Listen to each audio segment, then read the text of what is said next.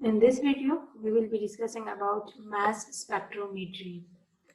Mass spectrometry is an analytical tool used to measure mass to charge ratio of ions.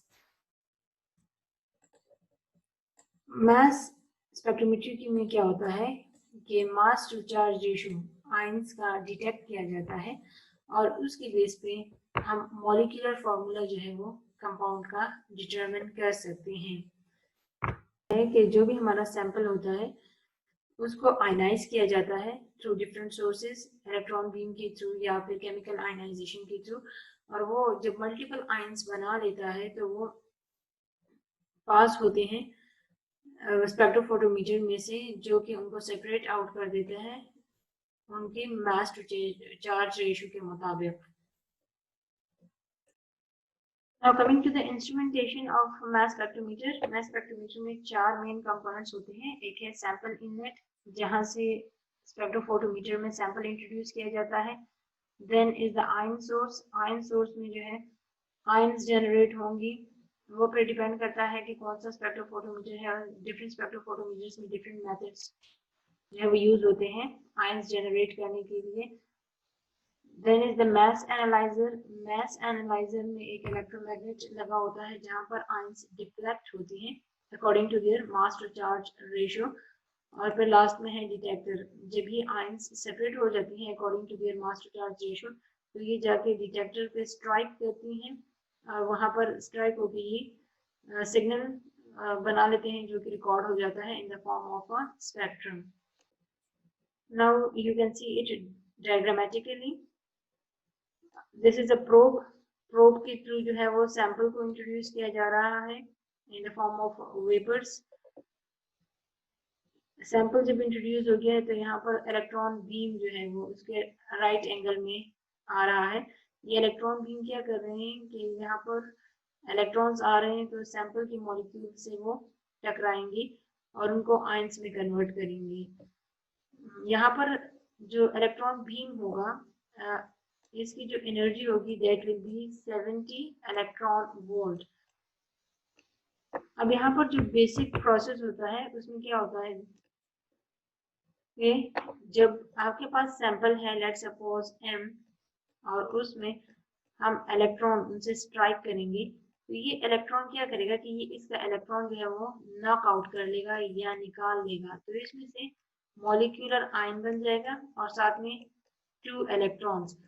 Two electrons इसलिए कि एक electron तो ये already जो इसके साथ टकरा रहा है और दूसरा जो इसमें से निकल गया है. इसकी एग्जांपल ऐसे हैं जैसे आपके पास अगर मार्बल्स हो, अगर एक मार्बल ये जो है वो स्टॉप है अपनी पोजीशन पे और आप इसको मारते हैं जैसे, तो ये क्या करेगा कि ये इसको भी अपने साथ ही ले जाएगा, दोनों अलोंग एक साथ मूव करना शुरू हो जाएंगे.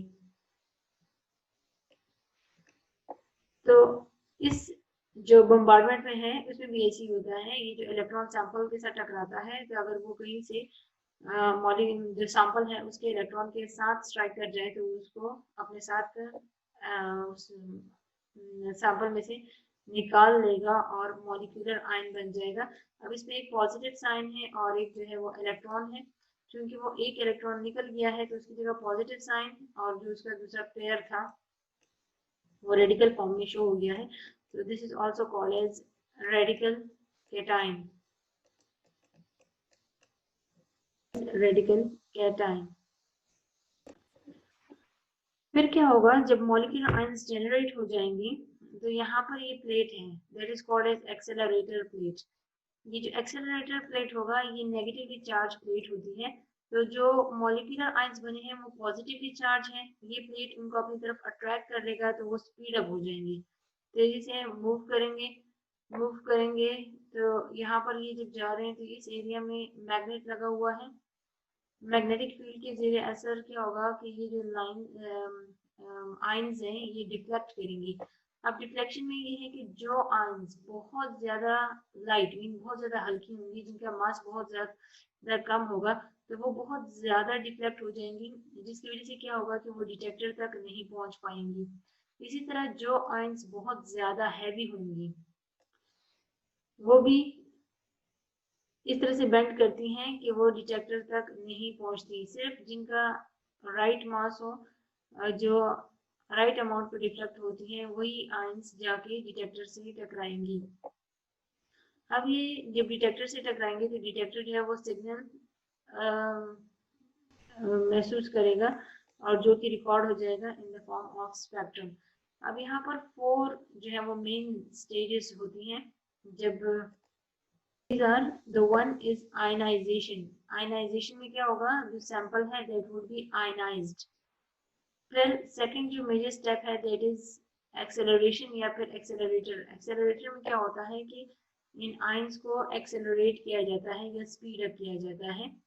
The third step is deflection. Deflection में जो आयंस हैं वो फिर डिफ्लेक्ट कर जाएंगी according to their mass to charge ratio। and the last step is detection। Detection में आयंस जब डिटेक्टर पर स्ट्राइक करेंगी तो वहां पर सिग्नल प्रोड्यूस करेगी which will be recorded। So what is a mass spectrum?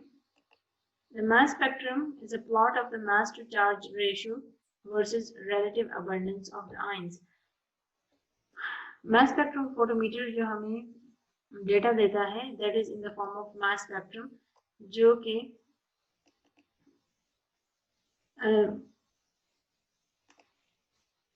जिसमें आपके पास स्पेक्ट्रम में अलोंग द एक्स एक्सिस जो है वो मास टू चार्ज रेशियो होता है आयंस का, और इस साइड पे जो है वो relative abundance. Relative abundance means कि एक आयन जो है वो कितना ज्यादा अमाउंट में मौजूद है। तो जितना एक आयन की कंसंट्रेशन ज्यादा होगी उतनी उसकी जो लाइन या जो पीक है उसकी हाइट ज्यादा होगी, और जिस लाइन की अबंडेंस कम होगी उतनी उसकी जो हाइट है वो कम होगी। You can see this is a mass spectrum. X axis पे जो है मास टू चार्ज रेशियो है और इस साइड पे जो है वो रिलेटिव अबंडेंस है। रिलेटिव अबंडेंस 100 तक होती है। अब जो भी आपके आयंस हैं वो अपने मास टू चार्ज रेशियो के मुताबिक स्पेक्ट्रम पे आ जाते हैं। लाइक इस स्पेक्ट्रम में हमारे पास एक लाइन 114 पर है, एक 85, 71 पर है, 57, 43 और 29 पर है। अब इसमें जो लाइन हाईएस्ट नंबर पर होती है वो मॉलिक्यूलर आयन पीक कहलाती है।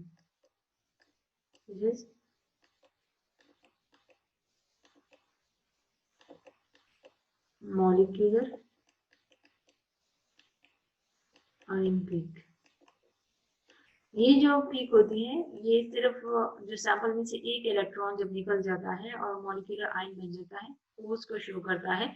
इसकी इंटेंसिटी अक्सर कम होती है और यही जो आयन होता है इसे हमें मोलर मास जो है वो मालूम हो सकता है कि इस कंपाउंड का मोलर मास जो मैक्सिमम चांस है वो 114 होगा। और फिर क्या होता है कि ये फ्रेगमेंट जब इसमें से इलेक्ट्रॉन बम्बार्ड करते हैं तो ये मजीद छोटे छोटे पीसेस में ब्रेक डाउन हो जाता है। हर एक पीसेस की अलग अलग लाइन आती है। अब मास स्पेक्ट्रम में जिस लाइन की लेंथ सबसे ज्यादा हो, मीन ऑलमोस्ट 100% रिलेटिव अबंडेंस हो, उस पीक को हम कहते हैं बेस पीक। तो इस स्पेक्ट्रम में जो बेस पीक है वो 43 पर आ रही है। Base peak actually gives us the most stable cation formed। जो सबसे ज्यादा स्टेबल कैटाइन बना होता है फ्रेगमेंटेशन के थ्रू, वो हमें जो पीक देती है उसकी रिलेटिव अबंडेंस 100% होती है और उसको हम बेस पीक कहते हैं। मॉलिक्यूलर आयन पीक और बेस पीक के अलावा एक और पीक होती है जिसको हम बोलते हैं आइसोटोपिक पीक, जो अक्सर मास स्पेक्ट्रम में हमें यूजफुल इंफॉर्मेशन देती है। आइसोटोप्स जिन कंपाउंड्स के होते हैं उनकी जो पीक है वो भी रिप्रेजेंट हो सकती है मास स्पेक्ट्रम पे अगर दोनों जो आइसोटोप्स हैं उनकी रिलेटिव अबंडेंस जो है वो ज्यादा हो। जैसे ब्रोमीन है, ब्रोमीन का एक आइसोटोप जो है उसका एटॉमिक मास 79 है और दूसरा जो है वो 81 है। जब भी ब्रोमीन का स्पेक्ट्रम बनेगा तो आपको दो लाइंस करीब करीब नजर आएंगी जिनकी इंटेंसिटी भी तकरीबन बराबर होंगी। इस तरह की जो पीक्स हैं वो आइसोटोपिक पीक्स कहलाती हैं। इसमें जो 135 है इसमें ब्रोमीन का एटॉमिक मास 79 होगा और जो 137 वाली पीक है उसमें ब्रोमीन का मास 81 होगा। तो आइसोटोपिक पीक में ब्रोमीन की जो लाइंस है उनकी इंटेंसिटीज की रेशियो 1:1 होगी, मींस इनकी जो दो हाइट है वो बराबर होगी। लेकिन अगर हम क्लोरीन के लिए देखें, क्लोरीन की भी दो आइसोटोप्स होते हैं। एक का जो वेट है दैट इज 35 और दूसरे का वेट जो है दैट इज एटॉमिक वेट या एटॉमिक मास दैट इज 37। लेकिन इनकी जो रिलेटिव अबंडेंस है वो इस तरह से है कि नेचुरली क्लोरीन ज्यादातर 30% में पाया जाता है और बहुत ही कम जो है वो 37 एटॉमिक मास में पाया जाता है। उनकी रेशियो जो है वो 3:1 होगी। 35 की जो हाइट है अगर वो 3 है तो 37 वाली की हाइट 1 होगी। तो इस स्पेक्ट्रम में आप देखें 105 और 107 पे दो लाइंस एक दूसरे के करीब करीब है और दोनों की हाइट में जो फर्क है वो भी वाज़ेह नजर आ रहा है। एक अगर ये है तो दूसरी की हाइट इतनी सी है। तो ये शो कर रहा है कि इसमें कोई आइसोटोप मौजूद है और 1:3 रेशियो से आपको पता चल जाएगा कि इसमें क्लोरीन मौजूद हो सकता है।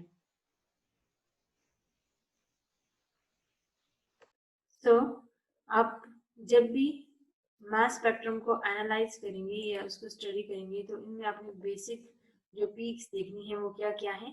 मॉलिक्यूलर आयन पीक आपने देखनी है कि वो किस पर है, बेस पीक को चेकआउट करना है कि वो कहाँ पर है, और फिर आपने ये देखना है कि आया आपके स्पेक्ट्रम में आइसोटोपिक पीक है या नहीं है।